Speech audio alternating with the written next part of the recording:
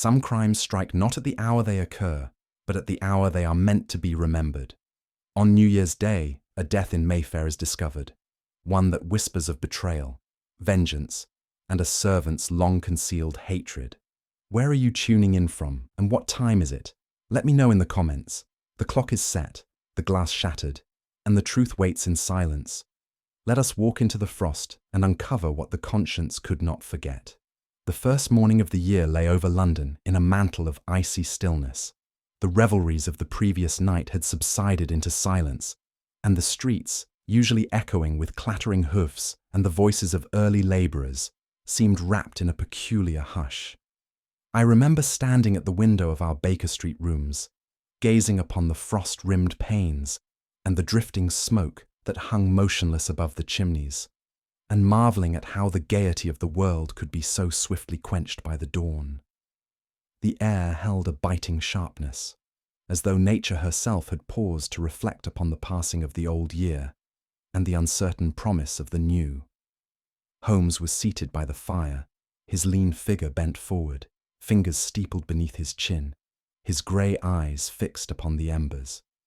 He had spoken scarcely a word since midnight, save to remark upon the singular regularity with which Londoners indulge their merriment. For my part, I felt the tranquillity of the morning as something almost oppressive, as though some unseen hand restrained the very breath of the city. It was in this curious stillness that the first knock of the year fell upon our door. The sharp rap resounded with unnatural force in the silence, causing me to start from my reverie. Mrs. Hudson, whose step I heard upon the stair, admitted a gentleman into the sitting-room with a few murmured words. He was of slight build, pale of countenance, and visibly agitated. His gloved hands twisted together nervously, and a sheen of cold perspiration clung to his brow despite the winter air. Holmes rose courteously, motioning him to a chair by the hearth. The stranger seemed reluctant to sit, as though the weight of his errand forbade repose. His glance flitted from me to Holmes and back again, before settling, with something akin to desperation, upon my companion's calm and inscrutable face. It was evident at once that the man had come not upon trifling business, but in the gravest need, and that the tranquillity of our New Year's morning was soon to be dispelled. "I beg your indulgence, gentlemen," said he at last, in a voice that quavered despite his attempt at formality.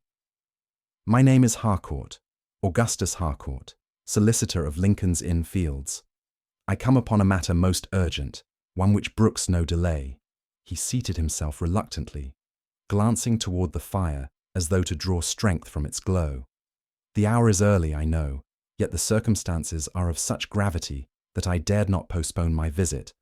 I am legal adviser to Sir Reginald Phelps of Mayfair, a gentleman of standing in both society and finance. It is of him I must speak." Holmes inclined his head in that slight gesture of encouragement, which so often drew confidences from the most reticent of men. Mr. Harcourt pressed his lips together, as if steadying himself upon a precipice, and then gave utterance to the words which set our case in motion. "Sir Reginald Phelps," said Harcourt, "was discovered dead in his drawing-room at dawn this very day." The words fell with a heaviness that seemed to smother the crackle of the fire. I started involuntarily, for I had met Sir Reginald on several occasions, a man of robust health and unflagging energy, not one whose name I expected to hear in such a connection. Harcourt, his voice tremulous, went on to relate the circumstances. The household had retired shortly after midnight, leaving their master to conclude the evening with a solitary glass of brandy. When the butler entered at first light, he found the chamber in disarray, a glass shattered upon the floor, a decanter untouched upon the sideboard, and Sir Reginald himself lying lifeless in his chair. No wound was at first apparent, yet the expression of contorted agony upon the dead man's face left no doubt of sudden and violent seizure. The police had been summoned, but suspicion already clouded the case, for the scene bore marks inconsistent with natural death. Harcourt's pale features twitched as he uttered these particulars, as though the horror of the discovery clung yet to his very soul. "It is not alone," the fact of his death that oppresses me," Harcourt continued, lowering his voice as though fearful of unseen listeners. "It is the dreadful symbolism of the hour. To perish thus, upon the very threshold of a new year, strikes me as an omen too dire to be overlooked. One cannot but feel that the hand of fate itself has written in this tragedy."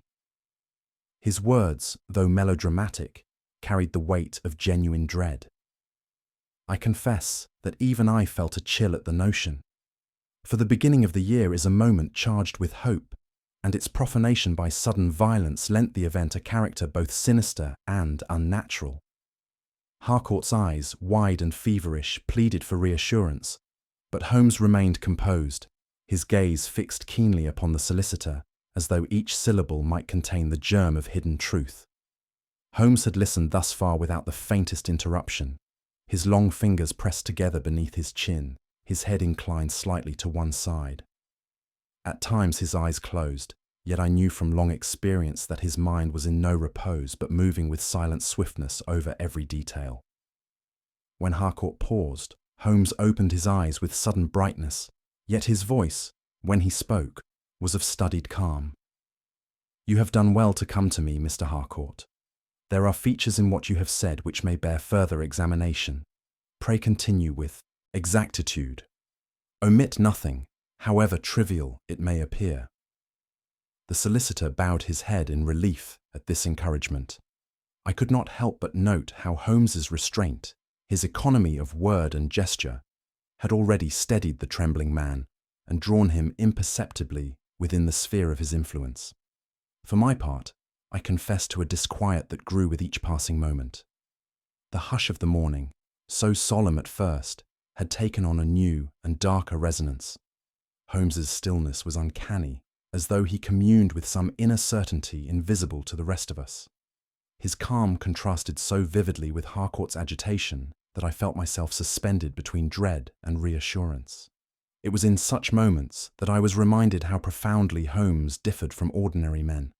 Where others trembled, he became immovably still, as if listening to the very heartbeat of the enigma before him. Holmes rose at length, the sudden movement startling in its quiet decisiveness. "We shall waste no time, Mr. Harcourt," said he. "Provide me with the precise address, and inform the household that Dr. Watson and I shall attend without delay. The first hours are always the most vital, and every minute lost is an advantage to deception." He crossed to his desk and drew forth a notebook, taking down with swift precision the particulars Harcourt supplied. The scene must be preserved as nearly as possible in its original state.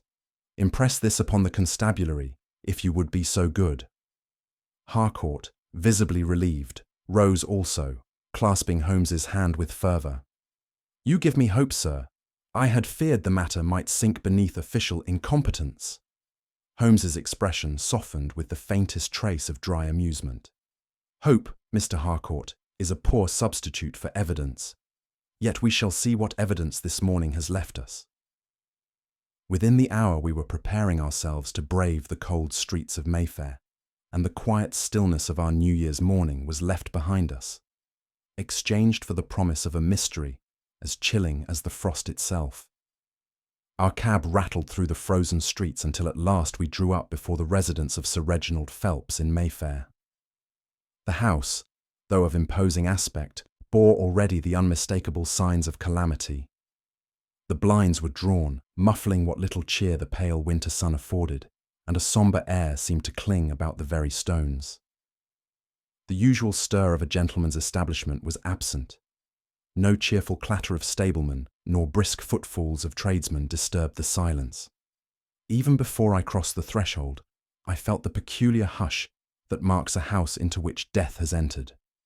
Holmes paused upon the steps, his eyes roaming keenly over the facade, before we were admitted by a trembling footman, who, with scarcely a word, ushered us into the hall. There, amid heavy draperies and dim light, we advanced to meet the first scene of our inquiry. Within, the atmosphere was thick with whispered apprehension. Servants passed to and fro with muffled tread, their faces pale and strained, as though fearing the very sound of their voices might summon the ghost of their departed master. We were led through passages already darkened with drawn curtains into a chamber that opened from the hall. It was the drawing room, so Mr. Harcourt informed us in a subdued tone, and the place where Sir Reginald had been found that morning. Holmes walked with his usual composure, but I felt a shiver of anticipation, as though the very air of the house carried some unspoken secret which awaited only his penetrating gaze to bring it forth. The room we entered seemed less a chamber of sudden death than a stage upon which some sinister play had been enacted. Everything was curiously neat, as though arranged with deliberate care. The chairs set in order, the carpet smooth, the mantel polished to a fault. Only two elements broke the illusion of tranquility. Upon the carpet, a glass lay shattered into glittering fragments, catching the dim light like frost upon stone. Beside it, upon a sideboard, stood a decanter of brandy, its contents untouched, the stopper yet in place. I confess that a chill passed through me at the incongruity of these objects, for they bespoke an intrusion of violence upon what otherwise seemed a scene of studied repose. Holmes, meanwhile, surveyed the chamber with that expression of grave detachment which I had learned to associate with the uncovering of hidden truths. Upon the mantel stood a French clock of ornate design, its gilded hands pointing unwaveringly to the hour of 12. Holmes approached it, bending low, and I perceived at once that the mechanism was silent. "Observe, Watson," he murmured. "The stoppage is not accidental. The spring has been tampered with." A queer sensation of unease stole over me, for the coincidence was too marked to be ignored. That the instrument of time itself should have been arrested at the very stroke of midnight lent the scene an air of deliberate symbolism, as though the deed had been timed to mock the turning of the year. Holmes touched the casing lightly with his fingers, his expression unreadable, and returned to his measured circuit of the room without further comment. We had scarce finished our first survey when Lady Phelps entered, accompanied by her solicitor. She was a woman of middle years, of dignified bearing, and though her eyes were reddened, her manner was one of studied composure. She greeted us with a gracious inclination of the head, speaking in tones so measured that one might have mistaken her for hostess rather than widow. "Gentlemen," said she, "I know not what assistance I can render, for my husband had no enemies that I knew of. He was a man of honour, respected in his dealings, and his sudden death is as inexplicable to me as it must be to you." Her voice trembled not with grief alone, but with the weight of some suppressed emotion, the nature of which I could not yet define. Holmes, with his customary courtesy, addressed her upon several particulars of the previous evening. To each inquiry, she returned an answer polite, yet restrained, as though fencing with questions she would rather not face. She admitted that Sir Reginald had passed the last hours of the year alone in this very room, and that no visitor had been announced. Yet there was a curious hesitation in her manner, a glance too swiftly turned aside, which betrayed the strain of concealment. Holmes observed her keenly, but uttered no judgment. He simply inclined his head, as if satisfied for the moment, while I, who had seen many a widow undone by grief, could not help but feel that her composure was maintained by effort rather than by nature. Holmes's gaze at last descended to the carpet near the hearth. "Your pardon, Lady Phelps," said he softly, "but I perceive that your servants have overlooked a trifling matter." He stooped, and with his long forefinger traced faint brownish stains upon the edge of the Persian rug. To my eye they were mere specks, yet to Holmes they spoke volumes. "Mud," he remarked quietly. "Not of the variety one finds upon Mayfair pavements, but of a heavier clay, clinging to a boot with some tenacity." Lady Phelps turned slightly pale, while Harcourt made a movement of protest. Holmes continued without heeding either. "This evidence is inconsistent with the assurance that no visitor entered here, for if none had come, how explain these stains?" His voice, though calm, carried a weight that filled the room with sudden gravity. For a time he stood in silence, his eyes fixed upon the carpet as though listening to the echo of invisible footsteps. At last he straightened, his face composed but his tone deliberate. "There has been more than one visitor in this room last night," said he. The words fell with the quiet certainty of a judge's sentence, and I saw Lady Phelps grasp the arm of her chair as though to steady herself. Harcourt drew in his breath sharply, but Holmes offered no further explanation. Instead, he resumed his measured pacing, his eyes turned inward to that realm of thought from which his most startling conclusions were born. I knew then, by the stillness of his manner, that the case had already taken shape in his mind, though its outline was hidden from me. At Holmes's quiet request, the butler departed to summon the valet, Thompson. Presently, the man entered, his manner betraying no disorder either of nerves or of conscience. He was of middle height, spare of frame, with features that might once have borne some trace of refinement, but were now set into a mask of impassivity. His step was firm, his posture erect, and the expression of his countenance betrayed neither grief nor agitation. The precise cut of his livery and the deliberate nature of his movements gave him the air of one rehearsed for some silent performance. He bowed slightly toward Lady Phelps, then turned to Holmes and myself with the rigid formality of a servant conscious of his station.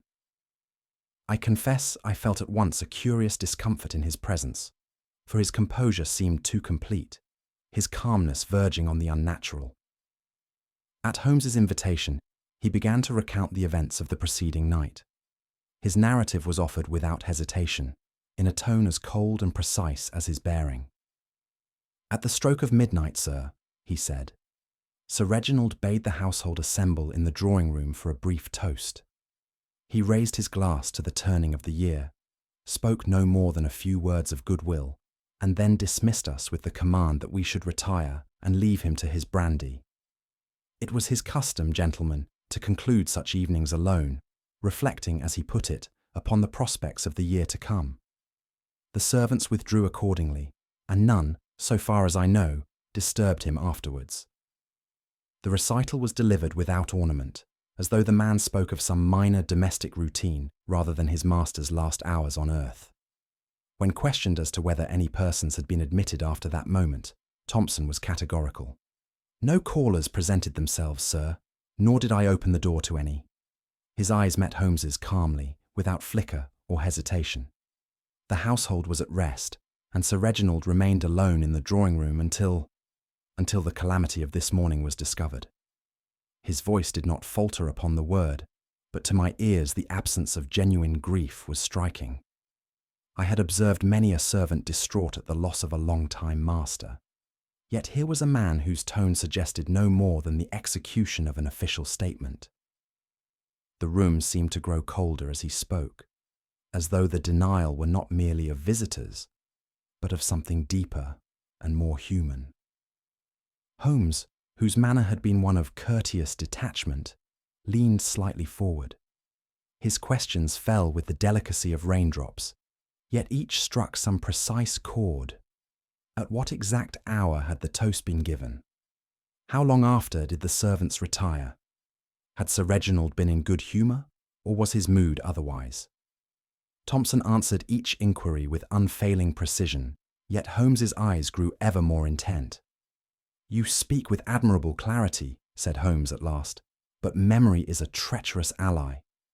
Tell me, was it before or after Sir Reginald's toast that the decanter was brought to him?" The slightest pause, scarcely perceptible, preceded the answer. "Afterwards, sir," said Thompson. It was but a fleeting hesitation, yet I saw Holmes register it, like a hunter who notes the faintest rustle in the thicket. As the examination continued, I found myself studying the man rather than his words. His face was pale but untroubled, his hands still, his voice level. Yet beneath this outward calm there was a rigidity, a suppression, as though every gesture were constrained by invisible chains. It was not grief that held him thus, but something sterner, colder. I confess that I felt a curious chill in his presence, as though he were an actor upon a stage reciting lines well rehearsed. There was no tremor of natural emotion, no spontaneous warmth such as even the most hardened servant might show at the violent loss of his master. I glanced at Holmes, who sat unmoved, yet in his eyes I caught the faintest gleam of interest. Holmes now pressed with a quiet insistence upon the matter of time. You say, Thompson, that the toast was at midnight, and the household retired immediately thereafter. Yet the glass found shattered bore traces of liquid, though the decanter remained unopened. How do you reconcile this? The valet shifted slightly, though his voice retained its calm. Doubtless Sir Reginald poured for himself later, sir. Holmes inclined his head, but continued with another point. And the clock upon the mantel, did you observe its condition? No, sir, came the reply. I cannot speak to that. Holmes's gaze sharpened. Yet it was you who wound it nightly, was it not? Indeed, sir.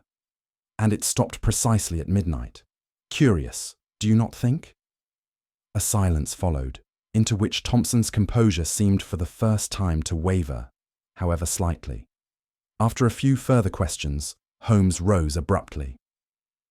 I should like to see Mr. Thompson's rooms, said he. The request was made so calmly that Lady Phelps could hardly object, though she glanced in some perplexity at her solicitor. Thompson himself inclined his head, as though such scrutiny were a matter of indifference, and led us through a side passage to his quarters. They were modest, though scrupulously kept. Too scrupulously, perhaps, for they lacked the ordinary disarray of daily living. Holmes moved about the chamber with unhurried steps, touching here and there upon a drawer, a shelf, a trunk, his eyes darting with swift precision. Truth, Watson, he remarked quietly, often prefers humble lodgings to more ostentatious quarters. I followed him with growing curiosity, for I had learned by long experience that Holmes's most casual observations heralded the most startling discoveries. It was in the lowest drawer of a narrow cabinet that Holmes found what he sought.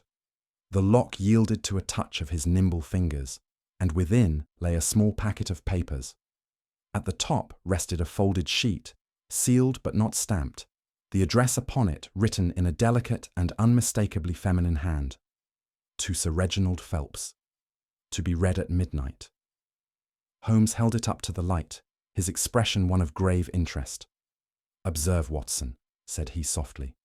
Not to be read at leisure, not at dawn or in the course of the day, but at midnight, and at midnight alone, the hour of transition, the stroke of fate.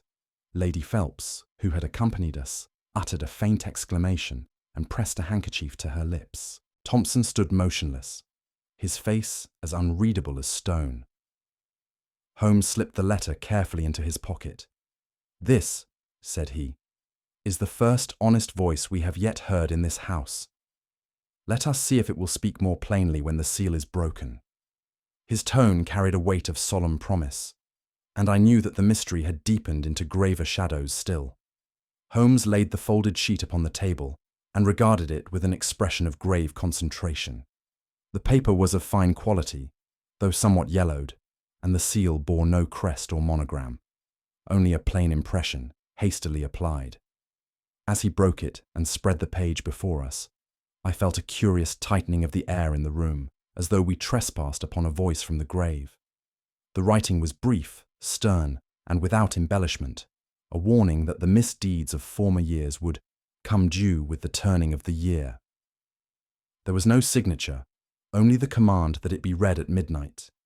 Holmes's brows knit in contemplation, while I, looking upon the strange message, felt an uneasy weight settle upon my heart. It seemed less a letter than a sentence, cold and inexorable, like the tolling of a bell at some solemn hour. I could not suppress a shudder as the words sank into me, for they possessed a severity I had encountered only in the pages of Scripture. There was in them the ring of Old Testament judgment, stern and uncompromising, as if some avenging hand had descended from a higher tribunal to exact penalty upon sin. It was not merely a threat of earthly reprisal, but a proclamation of doom, unrelieved by mercy or delay. I thought of Sir Reginald Phelps, seated alone in his drawing-room, this note before him as the clock struck midnight, and I felt a sombre pity for the man, whatever his faults may have been. The letter had the chill of an executioner's summons, summoning him not to repentance, but to reckoning, and it haunted me with a foreboding which the silence of the house did nothing to dispel. Holmes bent over the page, his eyes narrowing as they traced the loops and flourishes of each word. "Note, Watson," said he softly, "the delicacy of the upstroke, the hesitation upon the terminal curve, the slight inclination to the left. These are not the characteristics of a man's hand, accustomed to firmness and decision, but rather of a woman, sensitive, perhaps tremulous, yet determined in her message." He held the letter to the light, examining the indentations upon the reverse. The pen was dipped sparingly, the lines written without pause. There is no sign of composition, no second attempt. Whoever wrote this wrote from memory of long-nurtured resentment, not from the invention of sudden passion. He folded the sheet with careful hands and slipped it back into its cover. "A woman's voice, Watson, echoes through these words, and one whose heart has been embittered by wrongs neither recent nor slight." His tone was calm, yet there was in his eyes a glint that bespoke the presence of a new and troubling clue. At Holmes's request, Lady Phelps was once more admitted. She entered with her habitual dignity, yet I observed a shadow of weariness in her step, as though the strain of the day weighed heavily upon her. Holmes rose, bowed, and with a wordless gesture placed the unfolded letter before her. The change in her countenance was instantaneous. Her colour fled, her lips trembled, and though she strove valiantly for composure, the effort was plain. She read but a few lines before pushing the page aside with a hand that shook despite her resolve. "I do not know this hand," she murmured, her voice scarcely audible, "nor can I conceive who would write such dreadful words to my husband." The denial, though firmly spoken, lacked conviction. Her eyes, darkened with something beyond grief, avoided Holmes's gaze. In that moment, I perceived that the mystery touched her far more deeply than she dared to admit. Holmes leaned slightly forward, his voice low and deliberate.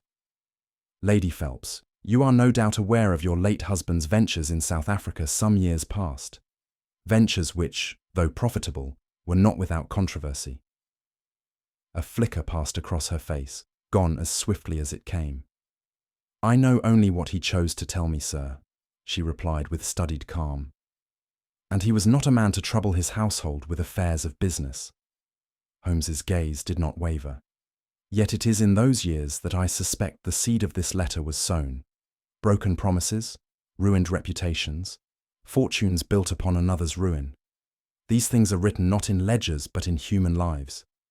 Does any name come to you, Lady Phelps, as one who might harbour such enduring resentment?" She shook her head, too quickly perhaps, and pressed her handkerchief to her lips. Her silence, more than her words, told me that the past was not so easily disclaimed. Her composure, so carefully maintained, now faltered visibly.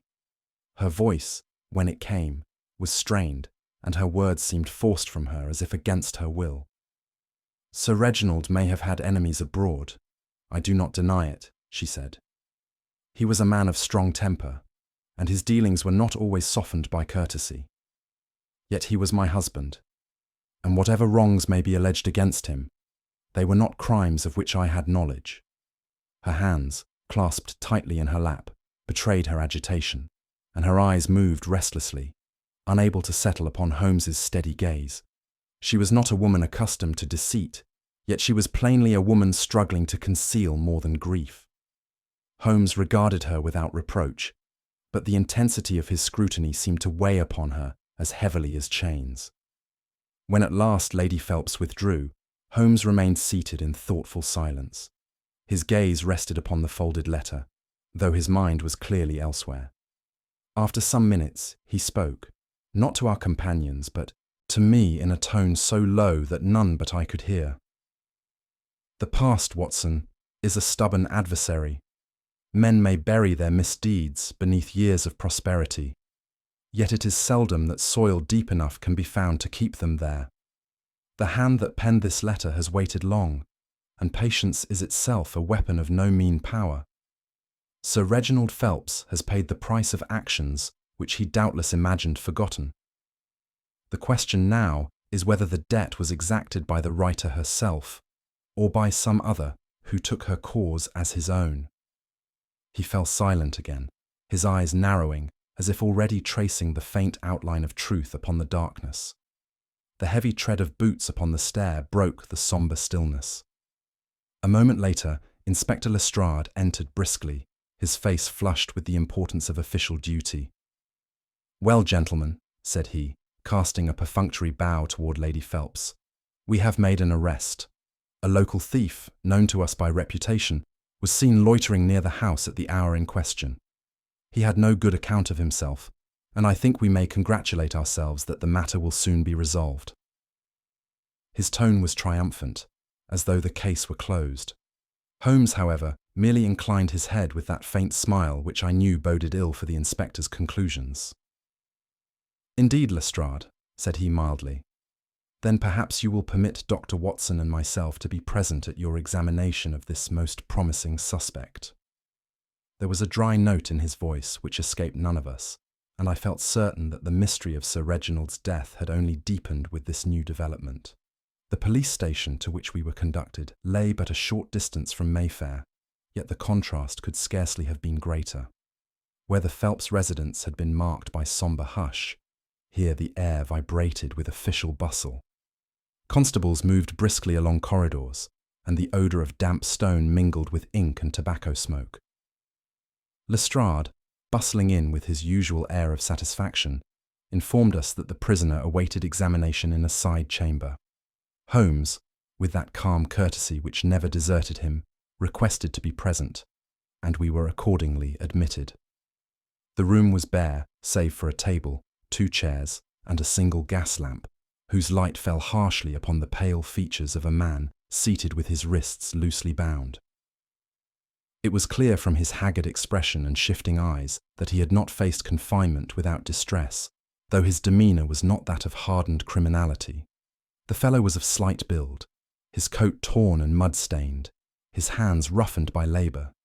His eyes darted restlessly about the chamber, settling nowhere for long, and his voice trembled when at last he spoke.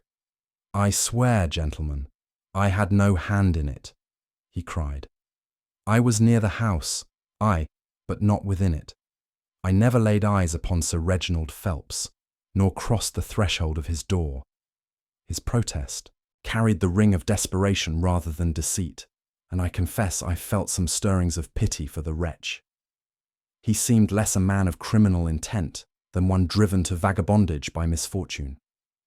Yet Lestrade regarded him with a look of certainty, as though the prisoner's protestations served only to tighten the net of his own guilt. Lestrade took his place opposite the man with the air of one who prepares to deliver a final blow. "You were seen lurking near the residence," he declared sternly. "You have a record of theft, and you cannot account for your presence in Mayfair at so late an hour. What conclusion are we to draw, save that you entered by stealth and committed the crime?" The prisoner wrung his hands in despair, muttering denials, but the inspector pressed heavily upon each circumstance, as though sheer weight of inference could suffice for proof. I observed with disquiet that Lady Phelps and her solicitor, who had accompanied us, seemed reassured by Lestrade's confidence. Only Holmes remained unmoved, his thin lips curved in that faint smile which to me signified not amusement, but the quiet assurance of a hunter who has already marked the false trail from the true. When at last Lestrade paused, flushed with the vigour of his case, Holmes leaned forward. His voice, when he spoke, was so quiet that the words seemed to fall into the silence like drops of clear water. "Permit me, Inspector, to ask a few questions." Without raising his tone, he began to dissect each element of the accusation: the supposed sighting, the man's presence in the neighbourhood, the alleged motive of theft. With each inquiry, the prisoner's replies grew steadier, as though Holmes's calm lent him courage. Where Lestrade had sought to overwhelm, Holmes merely illuminated, and in that light the evidence shrank to paltry dimensions. "You assume much, Inspector," said Holmes gently, "but assumption is a treacherous foundation. Let us rather inquire whether the facts, taken singly, admit of another interpretation." The inspector shifted uneasily, But Holmes pressed on with inexorable precision. Holmes now directed his inquiries to the practical matter of access. If this man had entered the Phelps residence, he must have done so either by force or by stealth. In either case, the traces would be clear. Was any lock found tampered with? Any shutter forced? Any door left ajar? Lestrade muttered an unwilling negative. Holmes continued, "And if by stealth, would he not have carried mud upon his boots across the carpets, left some sign of his passage upon the stair? Yet the only mud observed lies within the drawing-room itself, inconsistent with a furtive entry from without." He leaned back with an air of quiet finality. "You see, Inspector, the house tells us plainly that it was no common thief who crossed its threshold that night. We must look nearer at hand, to one who belonged within." As I observed my friend in that narrow chamber, I could not withhold a measure of admiration. Holmes displayed none of the brusque triumph which might have tempted a lesser man. He corrected Lestrade with the gentlest firmness, as though guiding rather than chastising. There was no trace of mockery in his manner, only the serene mastery of one who sees truth where others stumble in darkness. The inspector, for his part, grew increasingly discomfited, yet Holmes never pressed the point beyond necessity. He seemed to understand that victory lies not in humiliation, but in clarity, and I marvelled once more at the restraint of his genius.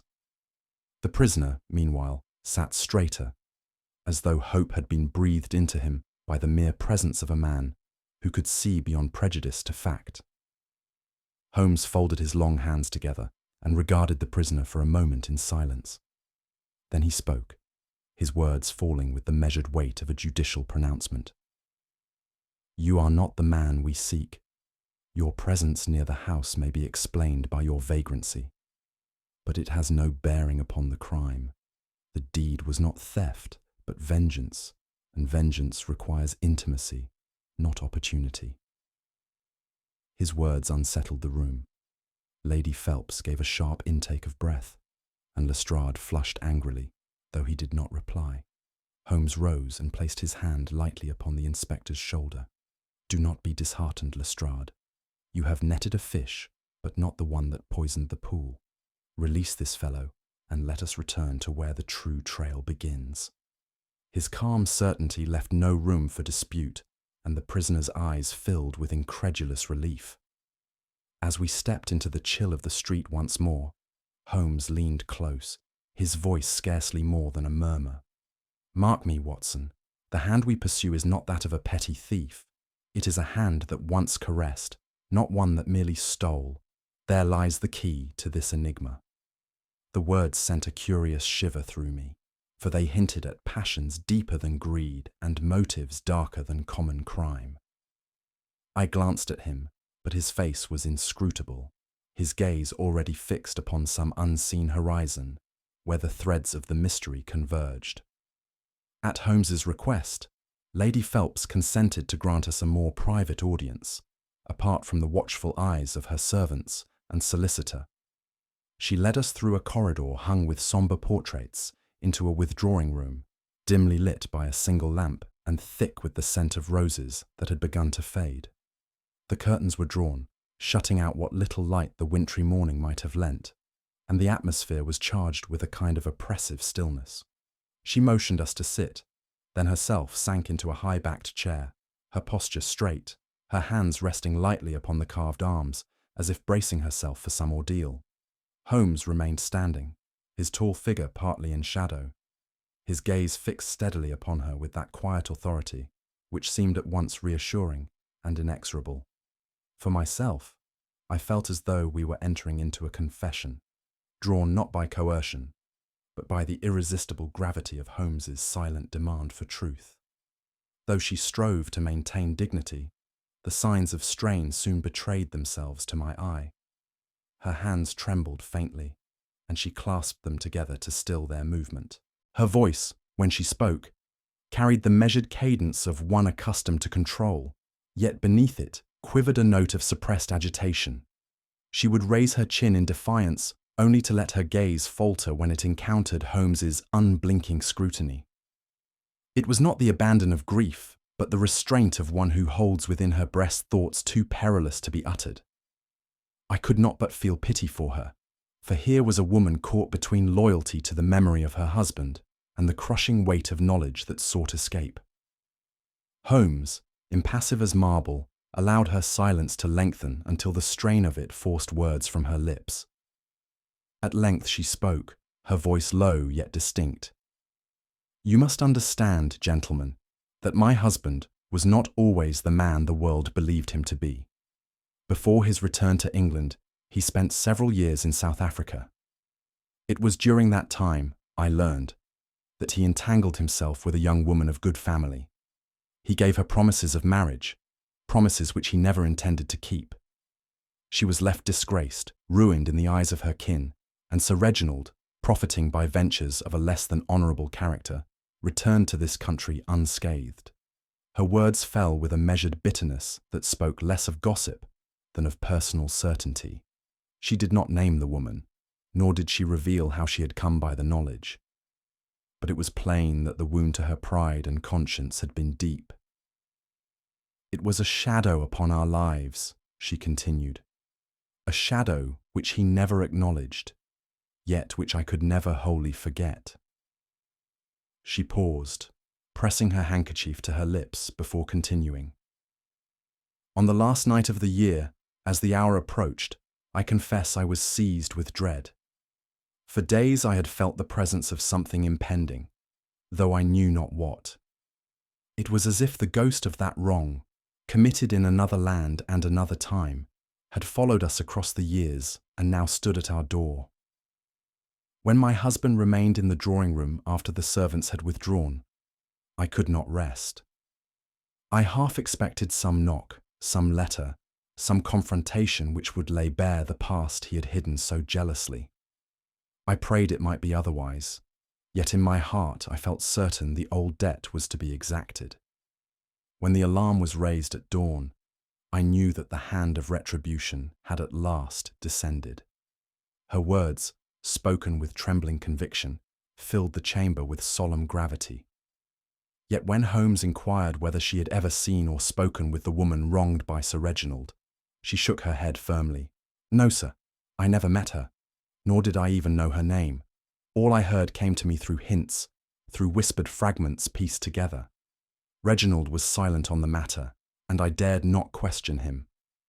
Whatever she may have suffered, I had no part in it. I knew only that somewhere there was one whose life he had blighted." There was a note, almost of defiance in her, denial, as though she resented the suggestion that she herself was implicated. Yet I could not rid myself of the impression that beneath her words lay some deeper knowledge, one she dared not disclose. Holmes's eyes flickered briefly, but he made no comment, content to let her protest stand unanswered. Throughout this confession, Holmes stood motionless, his arms folded, his head slightly bowed. He offered no word of comfort, no interruption, yet his presence dominated the room. His gaze, when it lifted to meet hers, was as steady as a surgeon's knife, dissecting without cruelty, but without mercy. I, who knew him so well, could discern the light of fierce calculation in his eyes, though to her he appeared as impenetrable as stone. Lady Phelps, under that silent vigil, seemed compelled to continue, as though Holmes had drawn from her by sheer force of will what she had long resolved never to utter. It struck me then how often he won his victories not by argument but by silence, forcing truth to fill the void.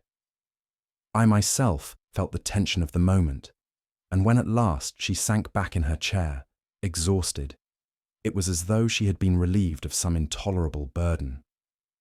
Holmes now spoke for the first time, his tone measured, almost gentle. "You will forgive me, Lady Phelps, if I press you further. Did Sir Reginald maintain any correspondence connected with this episode? Were their letters destroyed, or perhaps hidden away? Did he receive in recent weeks any communication that disturbed him?"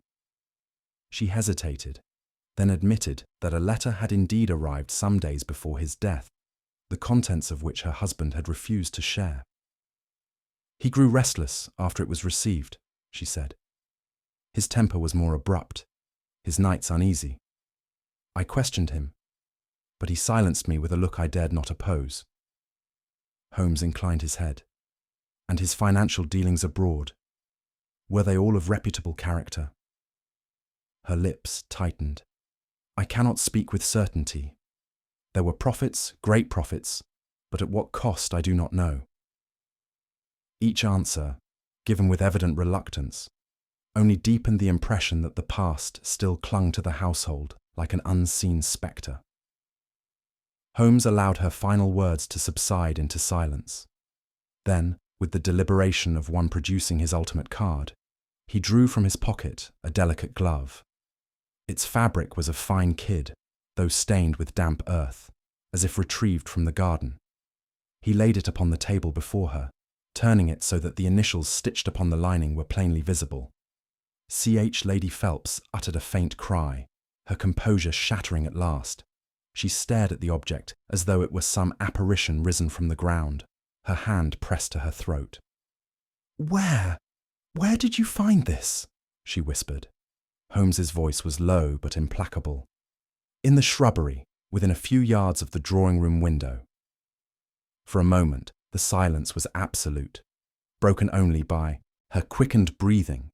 She did not touch the glove, but gazed upon it with mingled fear and recognition. Whatever name those initials signified, it was plain that they had struck her with the force of long-dreaded revelation. The mystery, far from diminishing, now loomed with darker shadows than before. It was Holmes's decision that we should maintain a vigil near the Phelps residence that very night. "The glove in the shrubbery is not the last trace we shall find," he remarked. "The hand that dropped it will not yet have relinquished its purpose."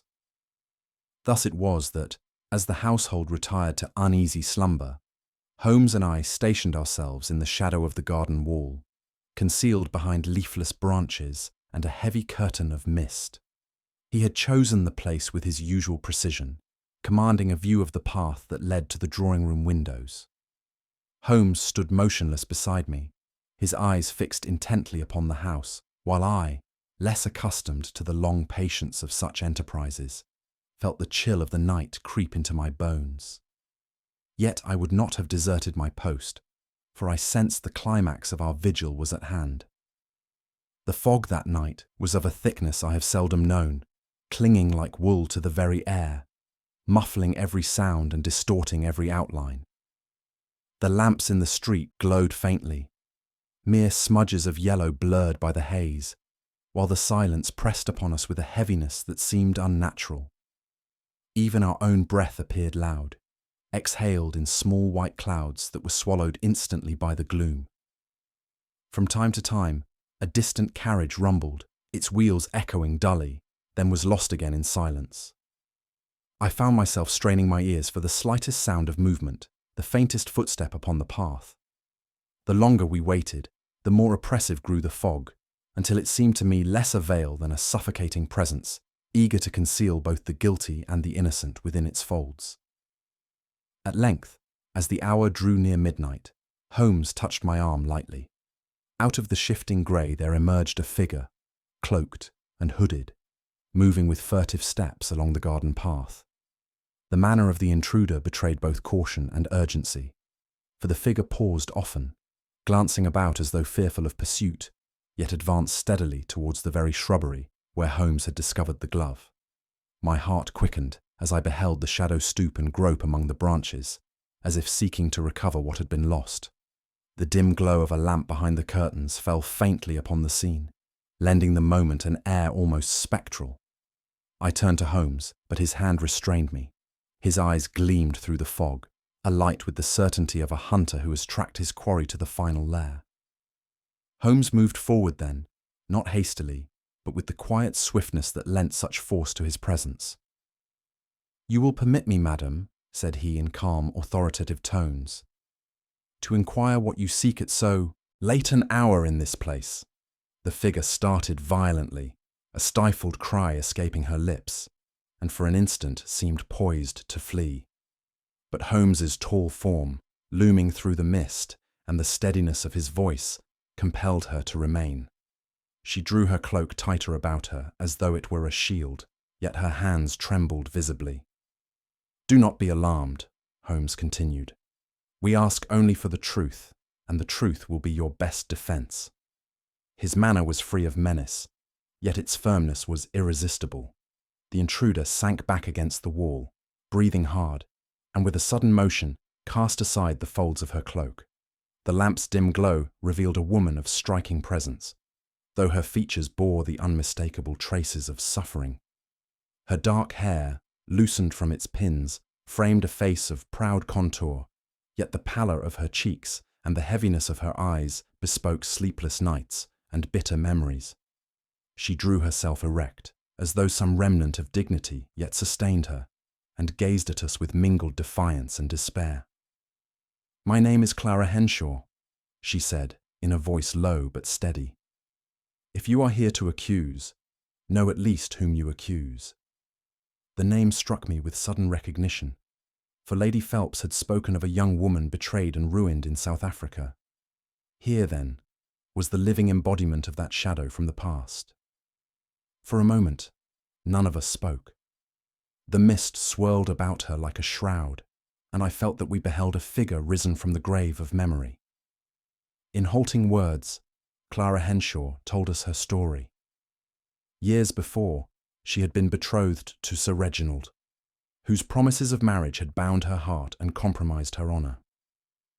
"He spoke of devotion," she said bitterly, "of a future secure in his care. Yet when his fortunes turned, he abandoned me without explanation, leaving me to disgrace and to the scorn of my family. I followed his career from afar, knowing him to prosper even as I fell into ruin." The bitterness of her tone cut deep, and I could not but feel a pang of sympathy for one so cruelly wronged. She spoke not as a schemer, but as a woman who had been betrayed in her youth and had carried the wound unhealed into her later years. Her presence there in the fog was both an accusation and a plea. When Holmes inquired concerning the letter, she did not hesitate. "Yes," she said, "I left it here upon the last night of the year. I desired no vengeance of blood. I wished only that he should read those words and feel, if only for an hour, the weight of what he had done. I sought to awaken in him the conscience he had long silenced." Her voice shook, and for the first time tears glistened in her eyes. "It was not my intention that he should die. I meant only that the stroke of midnight should remind him of the life he had blighted." Holmes listened with unbroken attention, his face impassive, though I perceived the gleam of triumph in his eye. For one more piece of the puzzle had fallen into place. Still, the question of Sir Reginald's death remained shrouded in darker mystery. At last, Holmes asked the direct question. "And when you entered this garden at midnight, what did you see?" Clara Henshaw's reply was so unexpected that I felt the blood quicken in my veins. "I saw him already dead," she whispered. "The fire burned low, his glass lay broken, and he sat slumped in his chair, his face contorted in death. I swear by all I hold sacred, I never struck him. I fled in terror, dropping the glove you have since found." She pressed her hands together as though in prayer, her eyes fixed imploringly upon us. The fog curled thick about her as she spoke, and her pale face shone like some apparition. If her words were truth, then the hand that slew Sir Reginald was yet undiscovered, and the mystery had only deepened into more perilous shadows. It was with a curious mixture of anticipation and dread that I followed Holmes once more into the chamber where Sir Reginald Phelps had met his end. The fire had been rekindled, the decanter restored to its place, and yet the room bore, to my mind, that ineffaceable impression which death leaves upon familiar surroundings. Holmes's manner was brisk, his gaze sweeping from carpet to mantelpiece, with the precise concentration of one who sees not what is before him, but what has been. "Come, Watson," said he quietly. "Let us put aside conjecture and see what the room itself declares. The walls, the furniture, even the silence, they speak, if only one listens aright." His voice, calm and measured, seemed to still the oppressive air about us. I felt as though we stood upon the threshold of revelation, yet dreaded what shape that revelation might assume. Holmes's first attention was directed to the clock upon the mantel. He lifted it with delicate care, turning it so that the faintest smudge of oil was visible about the hands. "Observe, Watson," he murmured. "The hands are fixed precisely at 12, yet the mechanism reveals no failure. Someone has tampered with it, deliberately halting the march of time to mislead inquiry. It was meant to persuade us that death struck at the hour of midnight." He set it gently down again, his lips tightening in quiet satisfaction. In reality, Sir Reginald met his end somewhat later, when the household was secure in slumber. The false midnight is but a mask, contrived to draw suspicion toward one who approached then, and away from him who lingered after. The subtle manipulation filled me with unease, for it bespoke cunning both intimate and remorseless. Holmes next drew my eye to the table beside the hearth, where the brandy decanter stood untouched. "You remarked, Watson, that there was but one glass. Look closer." He bent low, his magnifying lens catching the faintest glimmer. There, upon the polished surface, lingered a cloudy ring, the ghost of moisture imperfectly erased. A few tiny fibres, as from a hastily used cloth, clung still to the rim. "A second glass was here," said Holmes, "wiped in haste, yet leaving its testimony. Sir Reginald did not pass the last hour of his life in solitude, as was claimed. He had company close enough to share a drink at his own table." The revelation struck me with quiet force, for it was proof undeniable that the mystery's heart lay not in distant enemies or wandering thieves, but in the circle nearest to the dead man's chair. As Holmes moved about the room with noiseless certainty, I confessed to feeling a deep unease. Each small demonstration seemed to strip away the last comforting illusions, laying bare the darker truth that lingered behind the household's walls. The faint scent of extinguished fire, the solemn tick of the clock now freed from its false arrest, the hush of the chamber, all pressed upon me with an almost spectral weight. I felt that we trespassed upon some secret older and graver than the crime itself, as though vengeance had been planted years before and now sprung, grim and inevitable, in that silent hour. I glanced at Holmes, whose composure never wavered, and envied the serenity with which he faced truths I scarcely wished to know. At last, Holmes straightened, his keen eyes fixed upon the shadowed doorway. The midnight visitor, Watson, was not Miss Henshaw, nor any intruder from without. It was one within these very walls. The hand that lifted the second glass and stilled the clock was that of Thompson, the valet. His words fell with quiet authority, and for a moment I could scarce credit them. Thompson, whose impassive service had seemed beyond reproach, whose very presence suggested discipline and devotion. Yet as Holmes spoke, the pieces aligned with terrible clarity. The contradictions in his testimony, the concealed letter in his quarters, the cold exactness of his manner. "He was no stranger to Sir Reginald's secrets," Holmes continued. "He bore them upon his very heart." In that moment, I felt the first stirrings of comprehension, mingled with horror at the depths concealed beneath so flawless a disguise. Holmes seated himself and motioned me closer. "Consider, Watson, the initials upon the glove, C.H. Clara Henshaw. She, as we have learned, was betrayed and abandoned. Now observe the valet's features, his very bearing. There is in him something of her countenance. He is her son, born of that ruined engagement, reared in secrecy, and placed, by design or by chance, into the household of the man who wronged her. Do you see the irony? To serve at the table of one's mother's betrayer, to bow and scrape before him daily, all the while nursing the hatred of a lifetime." I could scarcely restrain my astonishment. The explanation was at once ingenious and terrible in its plausibility. "He has worn the mask of loyalty, Watson," Holmes concluded, but beneath it smouldered a resentment that required only the smallest spark to burst into flame. Holmes now paced slowly across the rug, his hands clasped behind him. "Think of it, Watson. For years, Thompson perfected his role. Silent, precise, respectful, never permitting the faintest slip. His obedience was but a cloak, his composure a disguise. Each word he spoke, each service rendered, was part of the great deception.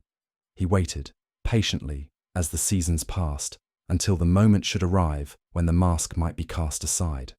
That moment came not by plan, but by provocation.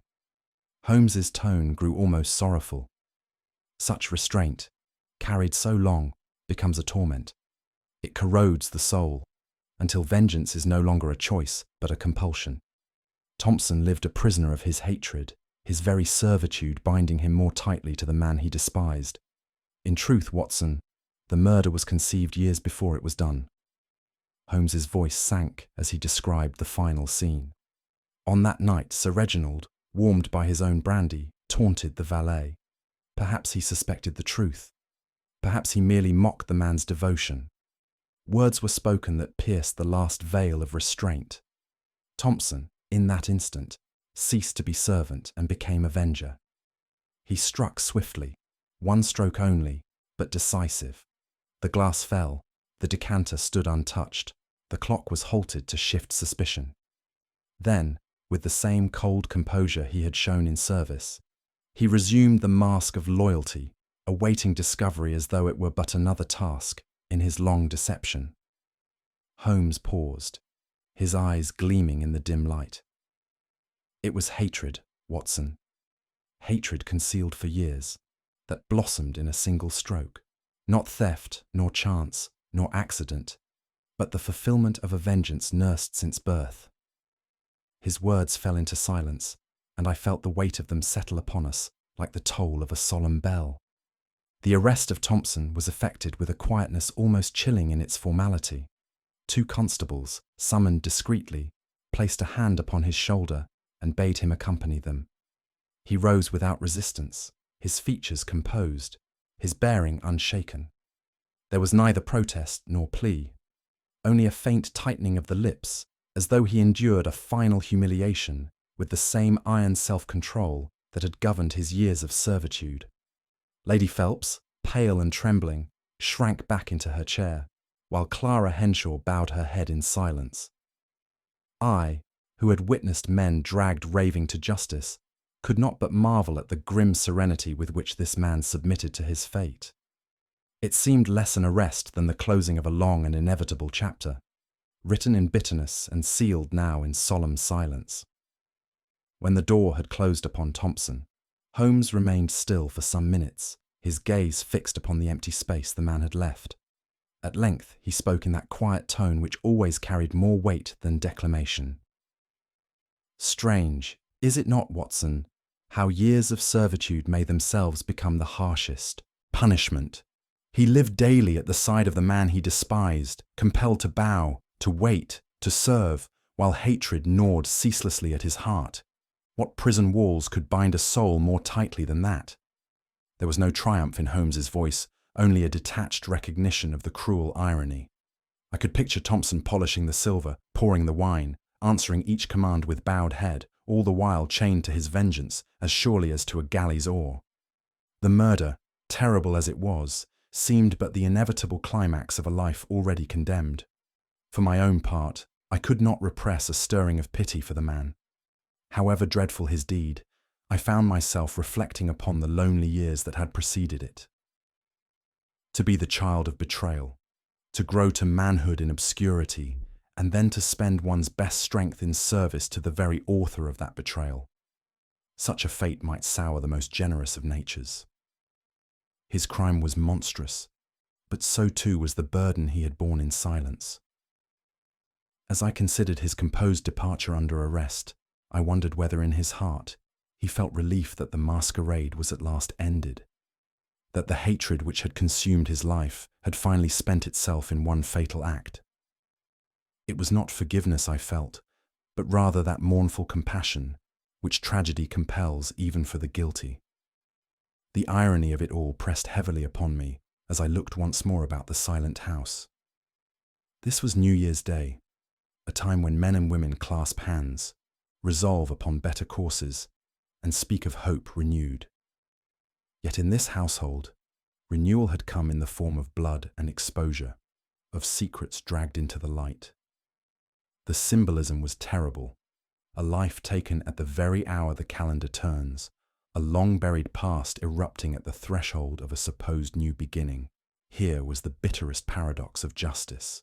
The revelry of the city, which had greeted the dawn with music and cheer, seemed cruelly out of joint with the tragedy enacted within these walls. I thought of those who celebrated in ignorance, while here a man's life was ended, and another's ruined, all beneath the mocking sound of New Year's bells.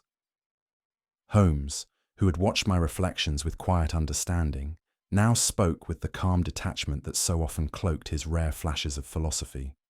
You see, Watson, vengeance is a double-edged weapon. It strikes its object, but it wounds the hand that wields it more deeply still.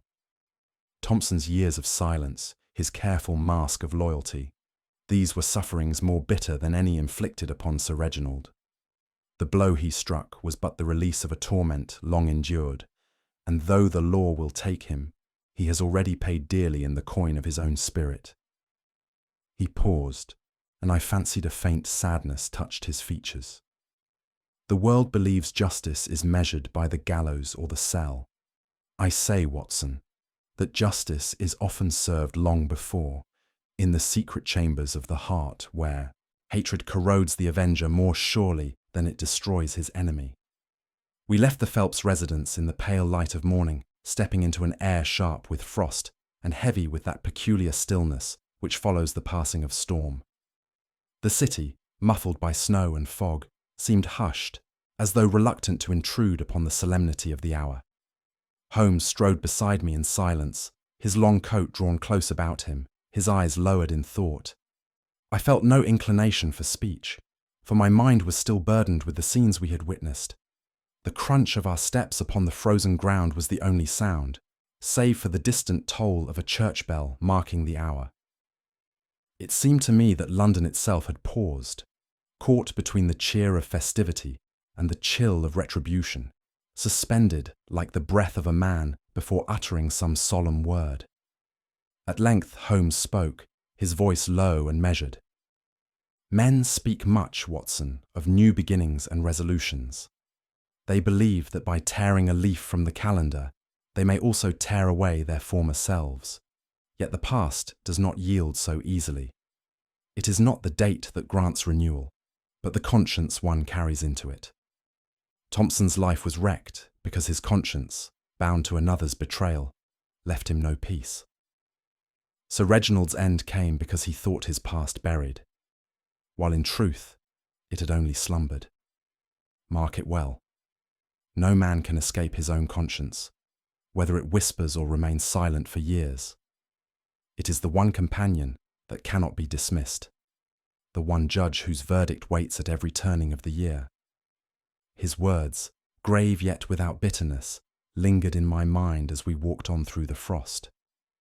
I leave the final word not to Holmes, but to my own reflections upon the case. Never had I felt more keenly the frailty of human justice and the weight of hidden wrongs. Sir Reginald Phelps, outwardly prosperous and secure, had sown in another land the seed of misery that ripened at last in his own house. Thompson, a man condemned by circumstance as much as by choice, carried his hatred like a chain until it dragged him into crime. And so, upon a day when men rejoiced in beginnings, 2 lives ended, one in death, the other in disgrace. As we turned toward Baker Street, I resolved that the tolling bells of the new year should remind me less of resolutions easily broken than of Holmes's solemn truth. It is not the turning of time, but the turning of the conscience that makes a man new. Holmes and I walked in silence for some minutes, the frost crunching beneath our steps. At last, he spoke with that quiet gravity which often marked the close of a case. "Do you see, Watson," said he, "how vengeance devours not its target, but its bearer? Thompson believed he struck a blow for justice, yet his life had already been consumed by the very hatred he unleashed. The crime was but the final page of a book he had been writing since birth. And now I put the question to you. What do you think was Thompson's gravest mistake? his act of murder, or the long years he spent hiding beneath a mask of servitude? Share your thoughts in the comments, and if this mystery stirred you, I invite you to subscribe and pass it along to those who delight in Holmes's cases. There are always more shadows waiting to be explored.